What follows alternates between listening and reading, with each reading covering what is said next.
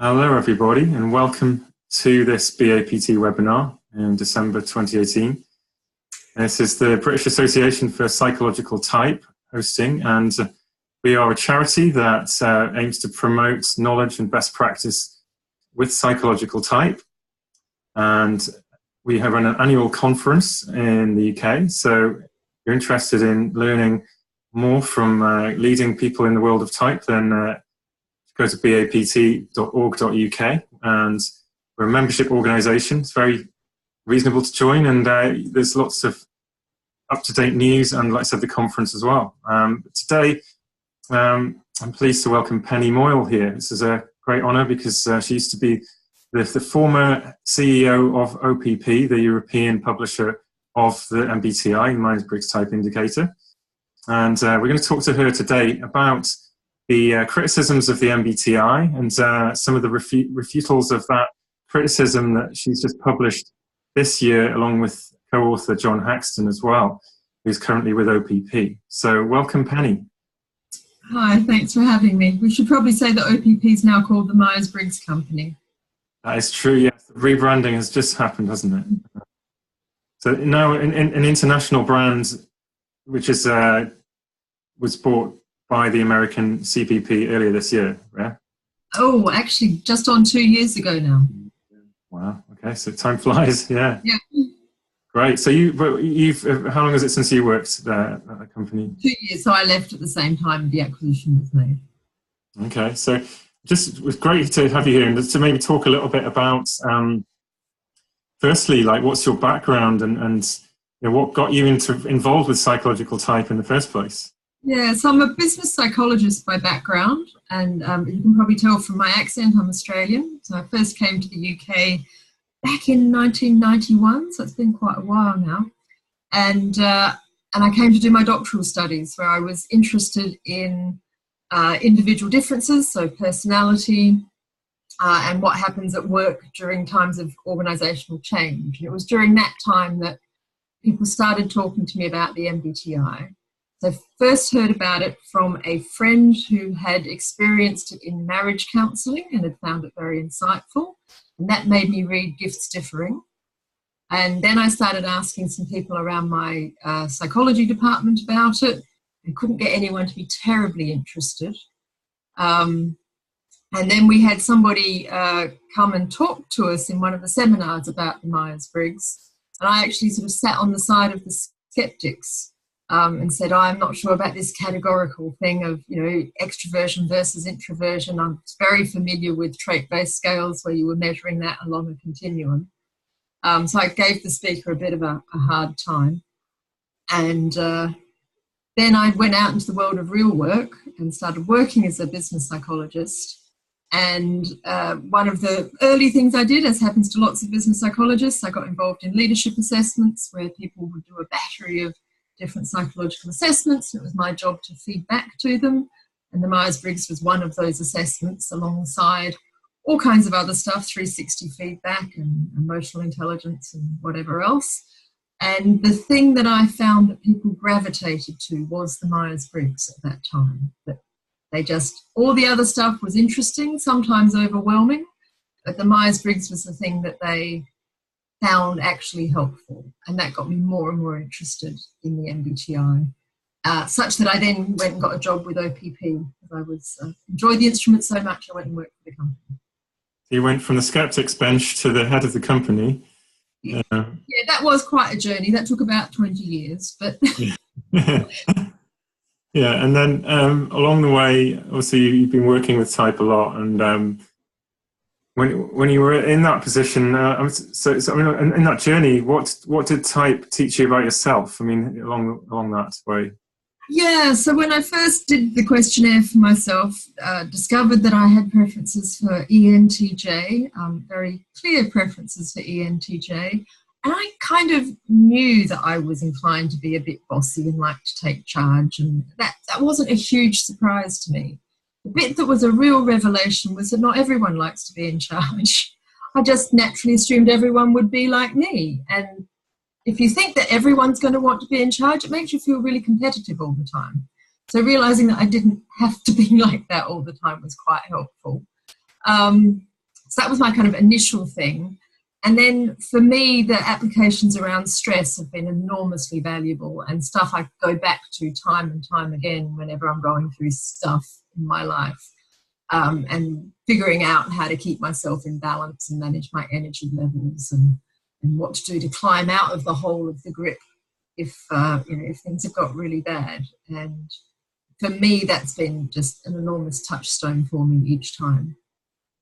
Yeah, that's great. And so when you were in this job at OPP at the time, what was changing in the world of personality type and MBTI? Was there much going on? Yeah, so when I first joined OPP, most assessments were done pencil and paper still, self-scorable. And when I used to teach the MBTI qualification course, we used to spend quite a lot of time showing people how to add up the scores on the paper. Whereas now it's much more, everything's more online, isn't it? So questionnaires are administered online. That means that you can get lovely interpretive reports for people, so those resources are much different. Back in the old days, step 2 was always computer scored, but in the old days you had to kind of colour in little bubbles and then it was machine scored. Remember those sort of scoring things? So no one would even think of doing that anymore. I think the other thing that has come along with everything being online is we're much more global now, so everything's translated and separately validated in all the different languages, but they still look the same, so that global branding is now a thing. If I go back to my early days, if I was working with someone speaking French and someone speaking German and someone speaking English, the questionnaire booklets that they received would all have looked quite different. They've all been published quite separately. So we're much more slick now. I think the other thing that's really noticeable is actually, contrary to what some of the critics might say, the popularity type has grown and grown. And you notice that in that there are lots more competitor instruments to the MBTI out there, some of them perfectly good, some of them freebie online ones that I wouldn't much want to use, but there's a lot of it out there. There wasn't really when I first started. It was thought to be a new thing, although actually 20 years ago it wasn't even new then. So that gives practitioners a lot more choice. There are a lot of online resources, not only from the various test publishers, but there's a lot of freebie stuff out there. Again, some of that is quite good. Some of it is rather dubious, so you've got to be a bit discerning. But that amount of stuff being out there, which also means that when you are working with an individual, they may well have Googled up their own version of the questionnaire and have their own thoughts about it from that perspective before they come to meet with you to talk about it for real, as it were. So quite a lot of changes over that time. So that's fun. Like you said, this fan base growing, and people sort of, let's say, non-psychologists, like starting up sites and sort of free tests and things. I mean, was there ever any concern about that sort of thing as being associated with the actual MBTI and being negative in some way, damaging its credibility? Yeah, it's always a worry. I think there's a concern that you can do all kinds of quizzes that will give you a 4-letter type, and and those are available to people without having done any training, or can be, and may or may not get the type right because they might not actually have done the sort of psychometric workup behind it. And that can really, it can trivialise, it can give people the wrong impression, and it can actually do damage, because if it's sort of applied badly, someone does a quiz, they get a result that's, let's say it's ISTJ, and they're put in a box that may not be the right box for them. They're told that they're not actually any good at being creative. All kinds of, not helpful stuff can go on. Now, as I say, some stuff out on the web is of that ilk. Some of it is perfectly good. But the problem is, if you're not trained in this stuff, how do you tell the difference? Yeah, and I guess there's no way for like a company like Myers-Briggs company to actually have any control over this, despite having a registered trademark, etc. Yeah, well, you can't trademark the 4 letters. So there's a one out there I'm thinking of at the moment, the Harry Potter type, which to me is a bit of fun. Yeah. And I know not to take it seriously. And I know that it's force-fitted because J.K. Rowling didn't write those characters to be perfect examples of 16 types. So, you know, obviously they're not all equally valued. They're not all equally famous in the books. And some people really don't like the ones that have had, you know, assigned to their type. But it's kind of fun, but not really helpful if you're actually on a voyage of self-discovery. Now, OPP made up some, when we were OPPs, some similar fun type tables that on the surface also look like they're equally fun, but actually they've got a lot more depth to them, and they're all based on the type dynamics, and there's a good rationale as to why different things are assigned to the different types. So we were trying to fill that need for having something that's fun and easy to access and lightens the tone and isn't quite so sort of po-faced all the time, but without losing the connection to what the theory is all about. As I say, the problem is that to someone who's not trained, that it all looks the same. It's interesting. So it's a fine line between accessibility and trivializing something that's actually quite a deep theory at the same time. Yeah, and I think that's why we continue to have a role as the practitioners who work in this space. So currently, post-OPP, are you still working in the field and doing this kind of work? Yeah, so with about half my time now, I'm developing a leadership and coaching practice. So still very much working with type because I find it really helpful in that space. In the other half of my time, I'm doing something quite different, running a dementia charity. Although, you know, all my skills as a practitioner to sort of do team working and negotiations and all of that kind of stuff, funnily enough, the type stuff is in the back of my head when I'm doing that as well. Yeah, and have you all years of using type as a professional? Sort of, is there any key tips to how you present it now that you have learned along the way? Lots, but I can't think of anything pithy to say. So I think for me, the main thing is about just engaging people in the idea that everyone's different, and it can be really useful to have a framework to understand how that works. As I say, a lot of people start off with a decent amount of self-knowledge. They know what they like, they know what they don't like. In that sense, they know what their preferences are, but they don't necessarily have a language to describe them, and quite often really struggle with a language to describe people who are different from themselves, but nonetheless great people. So that sort of equal valuing piece, I think, is a really important part of type. And earlier, you were mentioning your own criticism earlier, like about the categories and putting people in boxes thing. I mean, best answer to people now who say, "Oh, I don't want to be put in a box," or and that's why I don't like MBTI.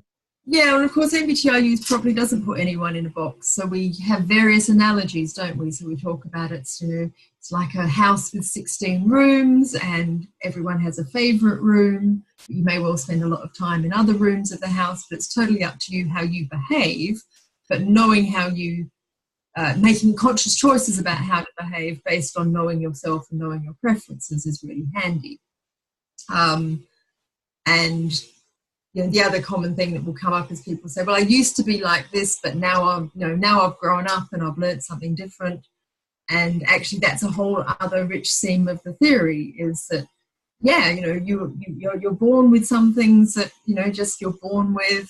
Your early life will draw out some of those things in a positive way, maybe not all of those things. But as you get through midlife, you'll probably have some reevaluation. And that's a natural part of growing up and developing. But what type brings to that is that we will each do that within a type and in a sort of predictable way, and that can bring another lens on understanding what's going on as you have these taps on the shoulder midlife or whatever it might be that brings it on.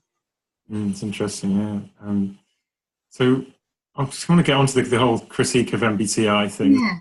I mean, that's the sort of focus of your paper with John Hackston. And for those who haven't read it, it is available out there on the through Google Scholar and the journal sites by searching for Moyle and Hackston 2018. That usually throws it up, and can be found quite easily, although you do need academic access to read it. That's a drawback for those who haven't got that. But ask a friend who's a professor or a student. Or if you're really desperate, find me on LinkedIn and drop me a note. I'll find a way for you. Right. So the type criticisms get quite vicious at times. There's a lot of it going on. It has been for many years.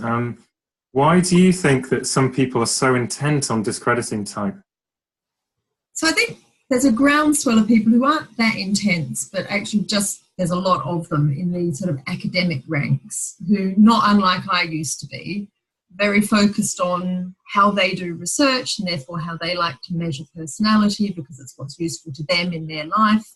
And they're aware of using personality for selection and know what's useful for that. And that's all fine. And then they try and apply those same criteria for assessments used in development. And that's when it all falls apart.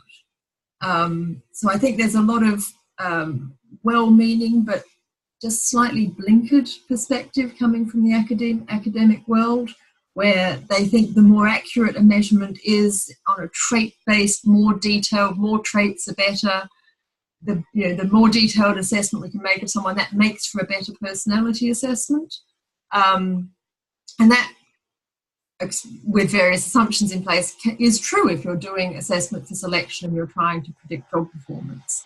But when you're doing assessment for development, the name of the game is quite different. It's about self-awareness. It's about something that people can use and grasp and run with every day. And MBTI offers a simpler framework for doing that. And the simplicity that makes it valuable for people, and it's the simplicity that the academics who want to go for detail object to. So we find ourselves on opposite sides of the divide. And earlier on we were talking about the simplicity thing offline. And for me, I don't want simplicity to be confused with it being simple. The reason it's still powerful is because it rests on a really deep theory that you can keep coming back to and dipping into. But the simplicity of that initial presentation of the four-letter type gives people something they can run with really quickly. And but I say it's that simplicity that a lot of the academics object to.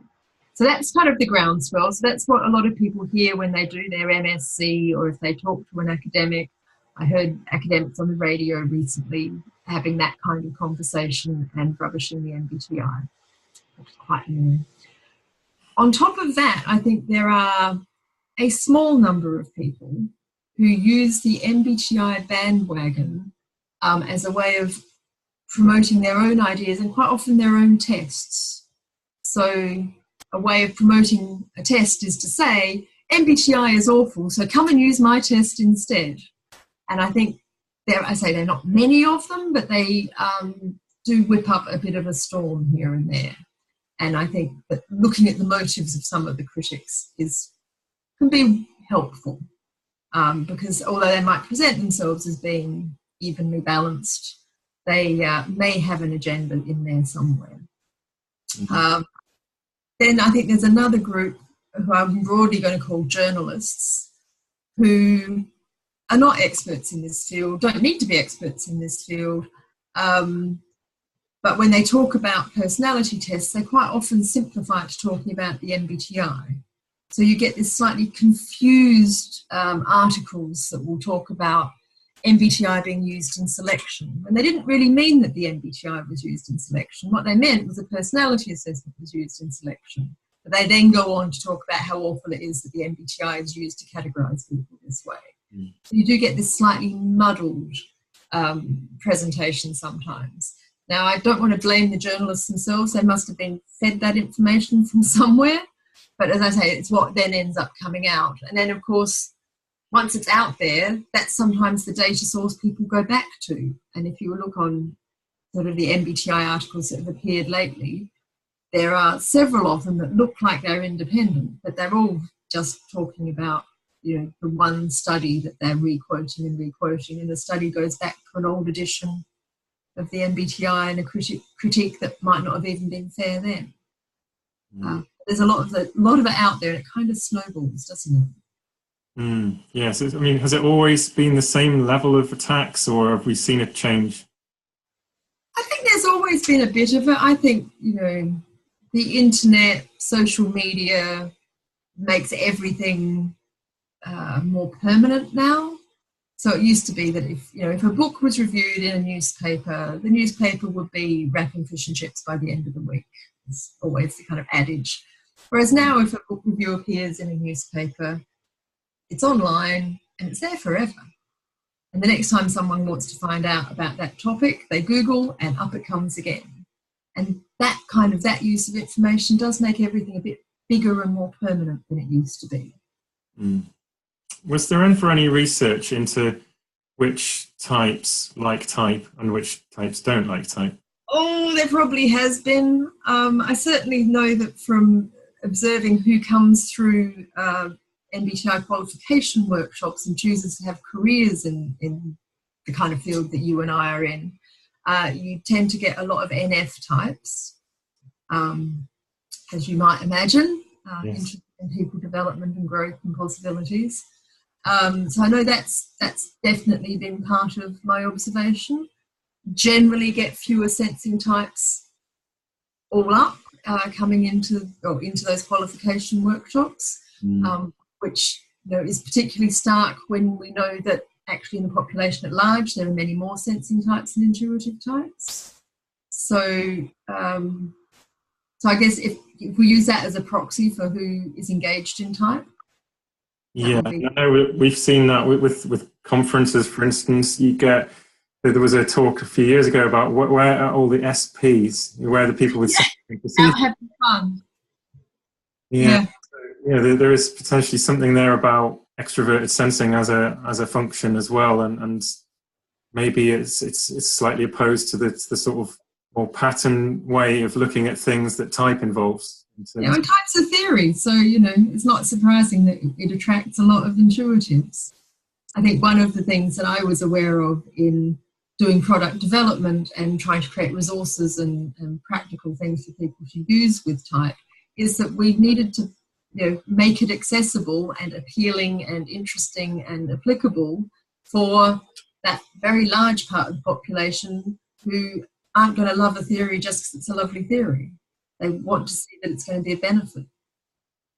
Yeah, it's a challenge, yes. Taking a theory that was conceived from a certain perspective and making it understandable by everybody. It's always usable, yeah. It's always going to be challenging. So, in terms of the damage that may or may have not been caused by this criticism, how can we quantify what impact that's had? Yeah, I'm not sure we can, because what I do know is that over the 20 or so years I've been involved with type, it has continued to grow. So not only is the MBTI, fit and well and healthy, but there are plenty of other Jungian-based type measures out there that didn't exist 20 years ago and are now really quite substantial and out there. So that tells me that there are more and more people at large who are benefiting from type. What we don't know is how much more that might be the case if there hadn't been this kind of bashing coming in from the side along the way. So it is just really hard to quantify. We can't do a controlled experiment. But it does feel like it does some damage. But that said, mostly when I'm working with customers or would-be customers and I talk to them about type, they're not horribly put off by what they've heard out there and can be not talked around. That sounds like I'm coercing them, but we'll engage in a reasonable discussion about what the pros and cons are. They don't sort of go, oh no, I'm not going near that. They'll have perhaps one of the things that has been damaging is the avoidance of people to do academic research using MBTI more recently. No, and it's really hard. In fact, 20 years ago, as I was going through my conversion process of having been an academic and getting into working with, out in corporates, I had some nice MBTI-related data, and I wrote up a paper that was, I thought, fairly good.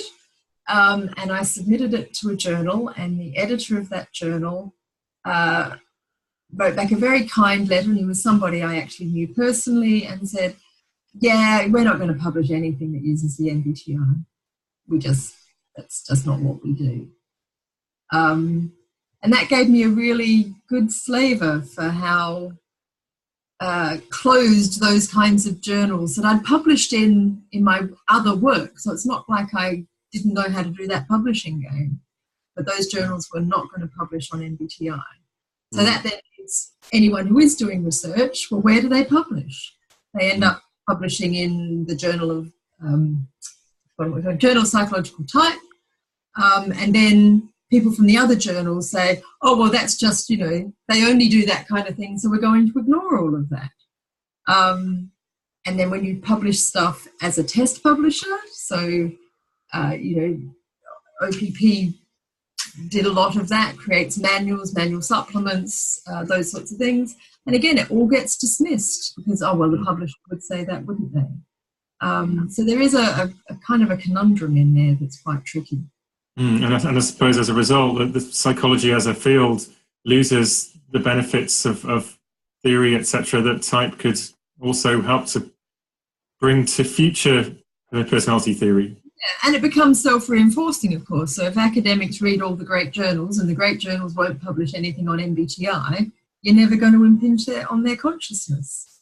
Now, that said, there's a journal, an article coming out shortly in the Journal of Applied Psychology, which is an absolutely top-ranked journal, which does use MBTI.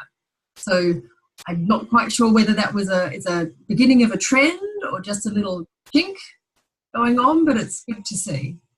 That was my next question, though. Is it too late to turn back this tide, or what can be done?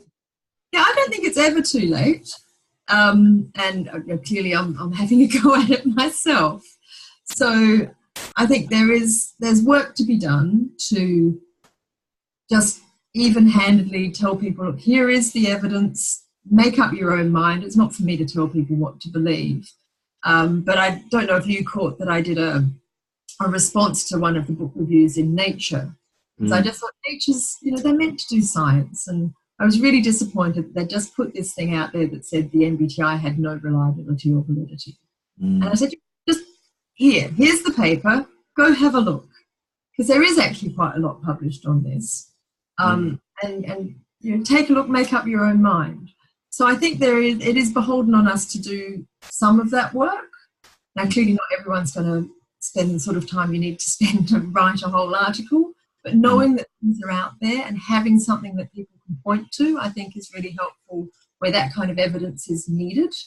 And just patiently making the case with people, engaging with people who are sceptical and helping really understand where their scepticism comes from, and what the counter view might be.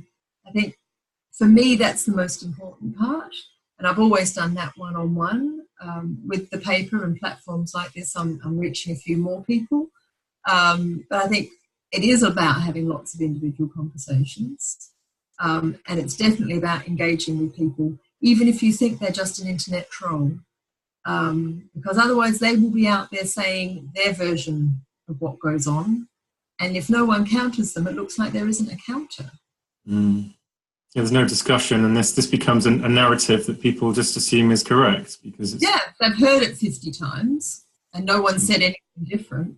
Why wouldn't everyone believe it? So they say it's just patiently and dispassionately saying, look, here is the evidence. If you want to make up your own mind, have a look at it.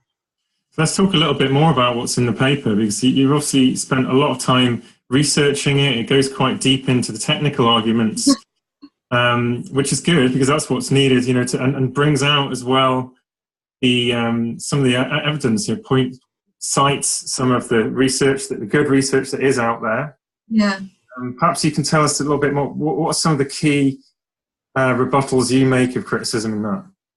So one is the type versus trait. So, the key criticism would be that the personality occurs in a spectrum that's normally distributed, and the Myers-Briggs doesn't capture that. And for me, you can go into the different measures, and if you look at Form M, and in fact the more recent version, they've created items and scoring them in a way that does give you much more of that bimodal distribution. But honestly, most people don't care. The thing that most people, so if you want to go into that, you can have a look at how that's happened. But in terms of the way I think about it is we often use the handedness analogy when we're talking about preferences and type. And, if I want to really know about someone's manual dexterity, I'll get them to do all sorts of exercises with their left hand and their right hand, and I'll time them, and I'll get speed and accuracy, and I'll get all of that. But for most intents and purposes, I'll ask someone, are they left-hander or are they a right-hander? And that's good enough for us to be getting along with whatever the task at hand is. And for me, I kind of have that same view about type, that there are times when I want to use a trait-based instrument. But there are times where I just want to help someone get some rules of thumb that will be really helpful for them.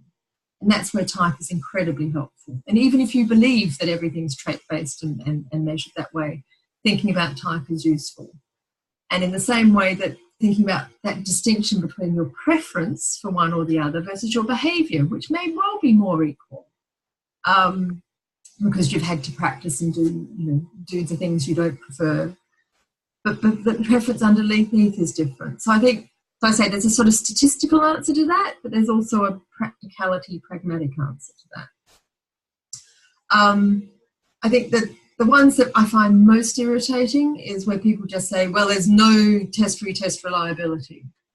And actually, by the standards that psychologists set for themselves, which is a sort of 0.7 correlation at least from one time to the next time, all the MBTI scales do that. They used to do it okay, and in the latest editions, they do it really well. So that's just people not looking at the data, not wanting to look at the data. So I think we just have to present that to them. The same sort of thing goes on with the validity side of things. People say, well, there's no validity. So in the paper, we cite over 30 different validity studies. That is not an exhaustive list. If you go to the MBTI manual, there are many, many more. Al Hammer, who's one of the authors of the MBTI manual, tells me he's got a list of a couple of hundred. So people saying that there isn't any, they're just not looking. They are closing their eyes and then saying they can't see. I think there is a nuance, which is what the paper is about the type of validity data people look at. So if you are focused on the prediction of workplace behaviour, which is important if you're doing selection and it's important to some kinds of research, then there isn't much of that kind of validity data for the MBTI, because that's not what the MBTI is designed to measure and do. So, we all know that preference isn't behaviour and preference isn't skill, and if you're measuring preference, then you're not going to get great correlations with behaviour and skill of workplace performance. So that is true. There isn't that much of that kind of validity, but there's loads of other kinds of validity. And we get put forward in the paper that there's this new area, we think, a new type of validity that needs to be looked into, which we call experiential validity. And that's all about, does the assessment process have the impact on the person who took the test that you were intending to? So in development, does it increase their self-awareness? Does it enable them to change their behaviour to be more, whatever it is they're trying to be more of at work? So, but it's about the intervention. It's not about, do the scores on the test predict something in particular. So that for me, I would really love to see us getting more research on that kind of validity, because I think that is the kind of validity that practitioners are using implicitly when they make a decision to use the MBTI or a similar tool. They're saying, what do I think is going to work for this person in this circumstance to achieve this kind of developmental outcome?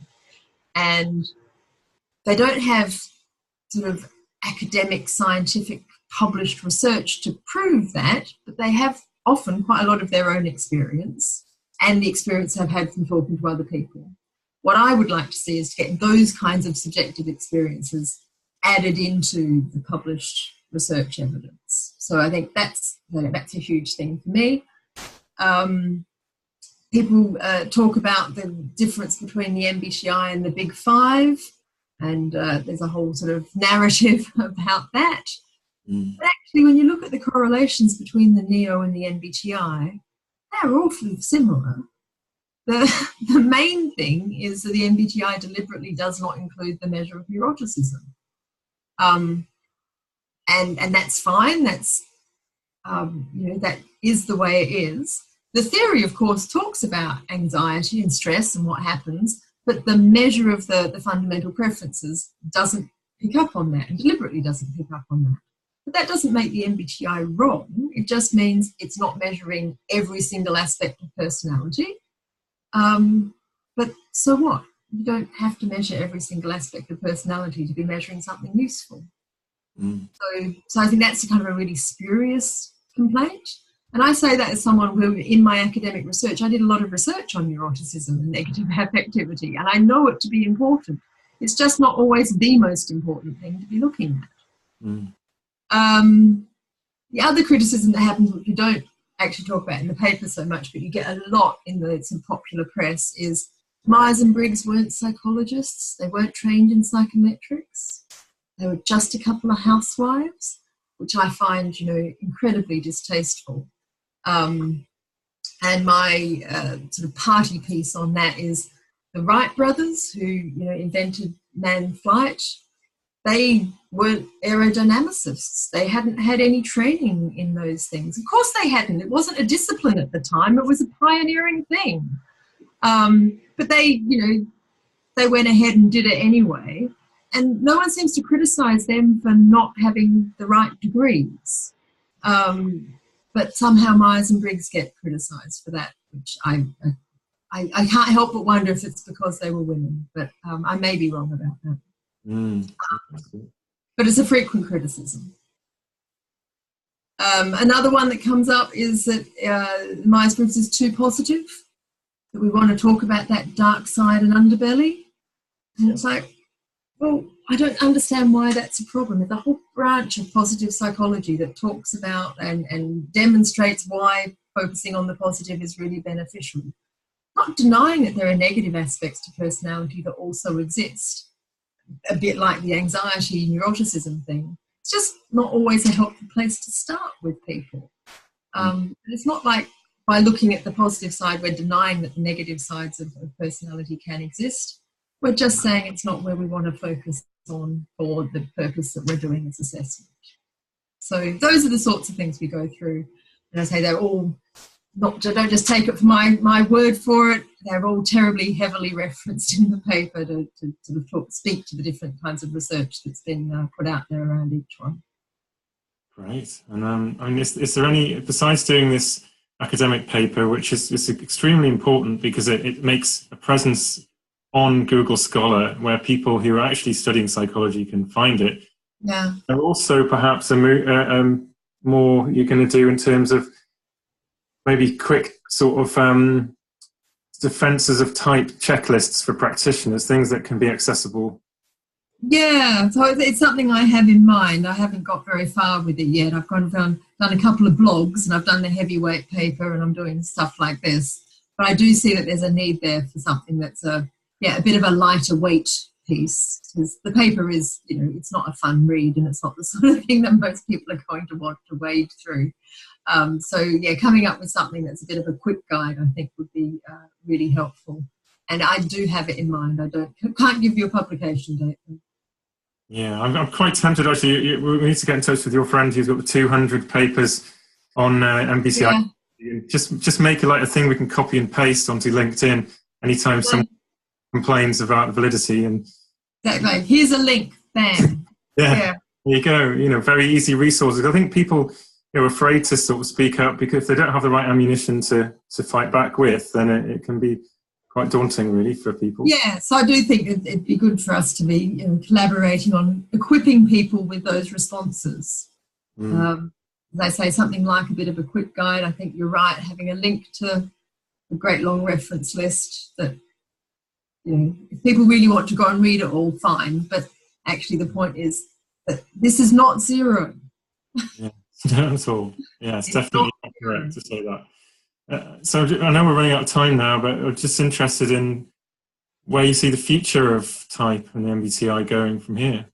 So I think, because I think it's fundamentally people are people and we're not going to change radically, the theory is always going to be useful to us. Where it might go in terms of personal assessment and personality assessment, there are lots of interesting frontiers out there. I think we may see the end of questionnaires at some point in the not too distant future. I think that as a technology is tried and tested and does work, but it's kind of boring filling out a questionnaire. What will replace questionnaires?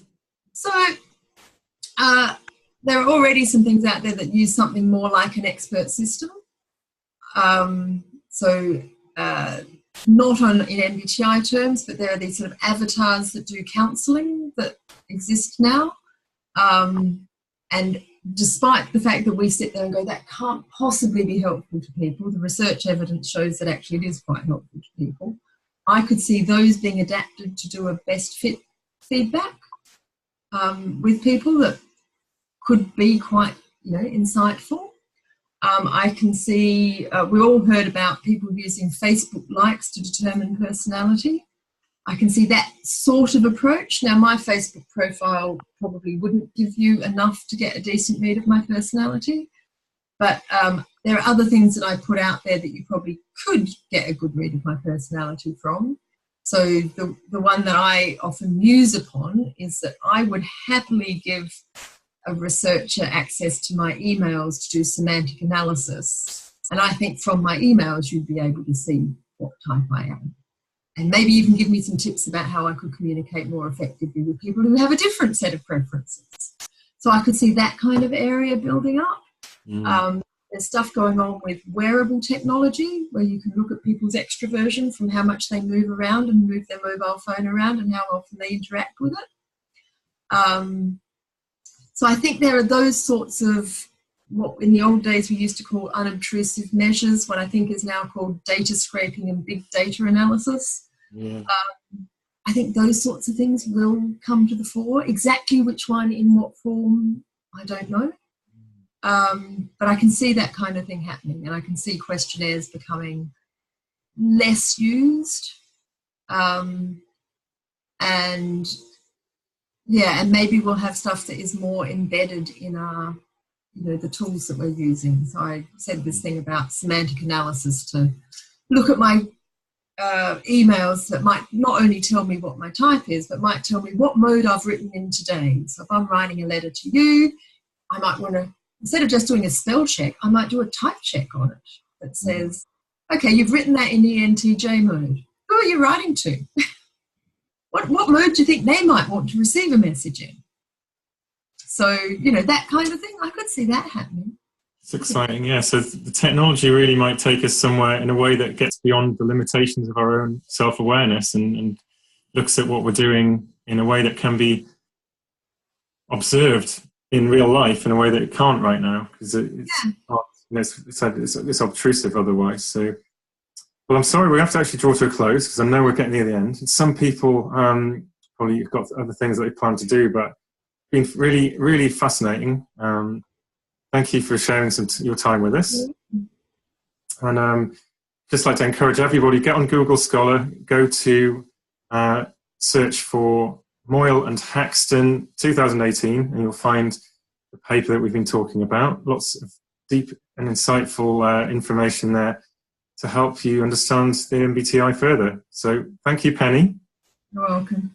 And hopefully we'll speak to you again soon. Best of luck with all your missions to help change this tide of criticism that's been going on. And I hope we speak to you again soon. Yeah, just before we cut off, I can see a couple of people asked how to connect with me. Just look for me on LinkedIn, Penny Moyle, I'm there. There are some other Penny Moyles, but I'm the only one that talks about MBTI, so you'll work it out. Brilliant. Thank you, Penny. Until you take care now. Take care. Bye-bye. Bye.